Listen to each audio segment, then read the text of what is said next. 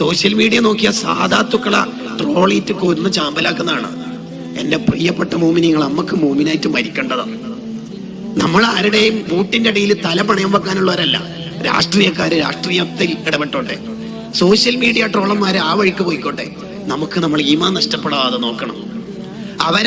അവരവരുടെ പ്രത്യയശാസ്ത്രത്തിൽ നിന്നോളി, പ്രശ്നമില്ല. പക്ഷേ ആരെയും ട്രോളരുത്, ആരെയും വേദനിപ്പിക്കരുത്. നമ്മൾ കളിയാക്കുന്ന ആള് ചിലപ്പോ അള്ളാഹുവിന്റെ ഔലിയാക്കളിൽ ഉന്നതനാണെങ്കിലോ, ചിലപ്പോ ഓട്ടോ ഡ്രൈവർ ആയിരിക്കും. അത് നമുക്കറിയോ. വലിയ ആണെങ്കിൽ പച്ചസാല നിർബന്ധമുണ്ടോ? ഇല്ല, വേഷങ്ങളൊന്നുമല്ല. ഒരാൾക്ക് എന്നുറിയില്ല പുലൂപിക്കും. പക്ഷെ ആരെയും കളിയാക്കരുത്. ഒരു നായനെ കണ്ടാലും നമ്മൾ എന്താ ചിന്തിക്കേണ്ടത്?